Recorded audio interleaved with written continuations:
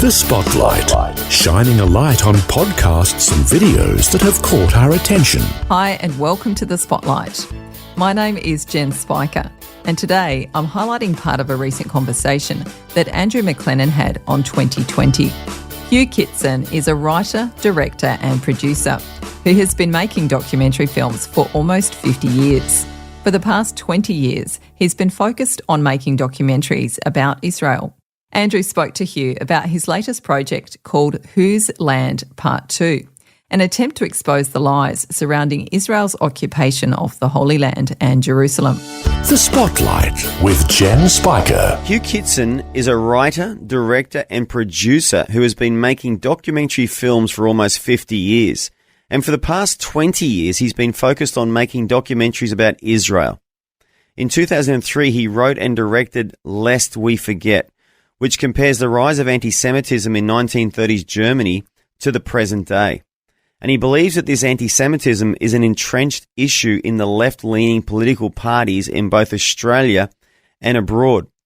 His latest project is called Whose Land Part 2 and is an attempt to expose the lies surrounding Israel, the Palestinians, and the false claims about Israel's occupation of the Holy Land and Jerusalem. And it's our great pleasure to welcome Hugh into the studio today. Hugh, welcome. Thanks very much, Andrew. It's a pleasure and a privilege to be here. You've been making these documentaries a long time, so Whose Land Part 2 is being released right now. Tell us in a nutshell, what is Whose Land Part 2 about? Right. Well, it's the subtitle is, as you just said, the law of occupation and the status of Jerusalem, because both of these are being seriously challenged in the international arena. And so what we do with Part 2, we've got Colonel Richard Kemp. He's an ex-British Army officer. He was commander of British forces in the early days of Britain's involvement in Afghanistan.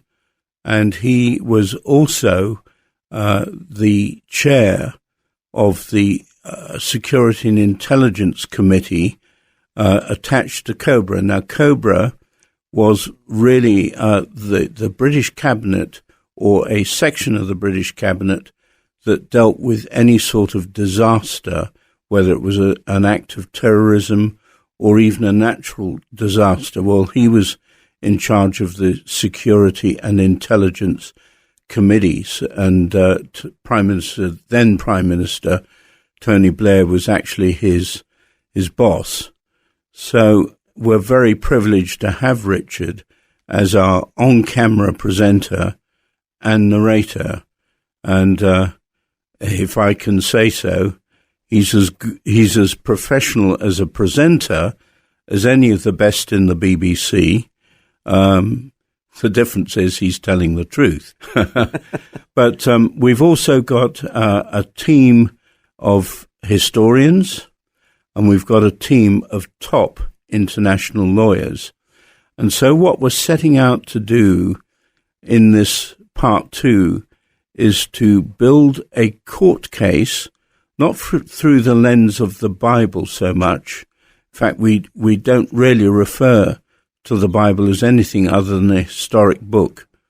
And we look at it through the lens of international law, the established principles of international law, which everyone is bending. The United Nations is bending it, just to get their agenda done to delegitimize Israel. Yeah. So we've got all of these lawyers, and they espouse the principles of international law, and so we're out there to use the euphemism, a court case justifying Israel's legal sovereignty over the whole of Judea and Samaria, otherwise known as the West Bank, and especially Jerusalem, which is their ancient capital city. Yeah, absolutely. And for our Australian listeners who didn't understand why Hugh giggled when he mentioned the BBC, and the truth being told, the BBC is probably more left-leaning and activist in their journalism than even our ABC, which is also leaning that way as well. But getting back to this documentary, so Hugh, I want to just ask you an obvious question here. What motivates you to want to create a documentary that defends Israel's right to exist? Are you Jewish by birth? No, I'm not at all Jewish. If anything, I did question my mother about whether she had Jewish blood, but she denied it, even though she was actually, and she wasn't a Christian either, she was quite sympathetic to Israel. On the other side of my family, my father's side, and he had an army career. He was a career officer in the British Army. Before he died, after he retired and before he died, he actually did our family tree, and he went back a good many centuries, probably close to 1,000 years. And one of the things he discovered was that King Edward I of England was probably one of the worst, and if not the worst, anti-Semite in English history. In the year 1290, he expelled all the Jews from England. And so I've got that sort of ancestry. And quite frankly, the Lord actually gave me a vision for Israel back in my early 20s. So that's more than 50 years ago now. And when I found out about Edward I, because I'd been a Christian for about 30 years when I discovered about King Edward I and what he'd done, I was mortified by it. And I just got down before the Lord and just asked him to make me as much of a blessing to the Jewish people as that man had been a curse to them. Yeah, and a lot of people don't realise, do they, Hugh, that across Europe in the Middle Ages, the anti-Semitism was rife, wasn't it? We obviously point a finger at, Germany in the 1930s, but there was a lot of anti-Semitism. In fact, I think it was illegal for a long period of time in the UK or in what was known as England to be a Jew, wasn't it? They were just expelled for years, weren't they? Well, yeah, they were expelled in 1290, and they weren't. The Scots didn't actually expel their Jews. I'm not sure about Wales, but their presence was illegal until the time of Oliver Cromwell. And it was Oliver Cromwell in the mid-17th century who invited them back into England. So you had an absence of quite a few centuries there. Incredible, which is longer than how long Australia has been in existence. Yeah.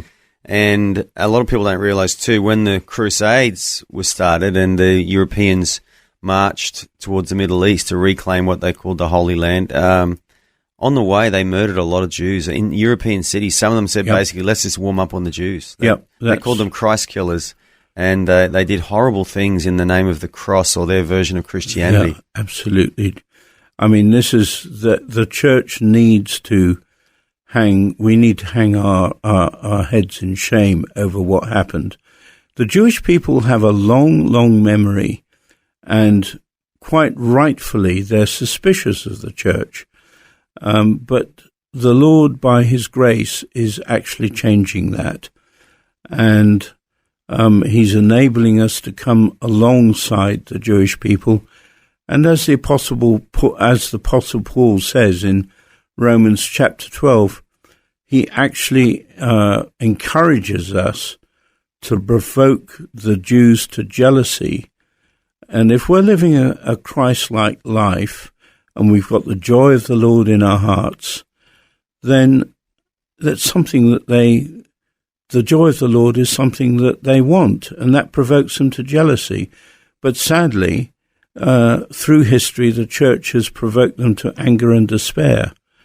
But the Lord is changing that, and I believe it's very important for us to stand alongside the Jewish people, and especially at a time like this. So you are a Christian man with a heart for Israel, and that's why you've dedicated more than 20 years of your life now to making documentaries. So Whose Land 2 is being released now.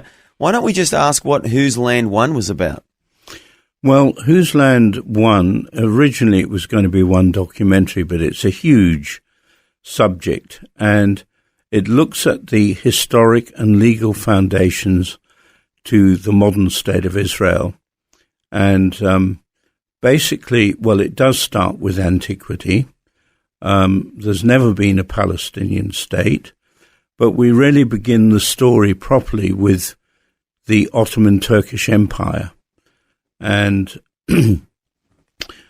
Jerusalem becoming a majority Jewish population in the mid-19th century. Now, at that time, there was no development or neighborhoods outside the city walls. So what we call the old city now was Jerusalem in toto. It was the city. It was the city. Yeah. And there was virtually nothing outside the walls of the old city until about the 1860s. So we look at the whole situation under the Ottoman Turks and the development of the Balfour Declaration. Can I ask, how was the treatment of the Jews by the Ottoman Turks? When Jerusalem was under the Ottoman Empire, were the Jews treated fairly well?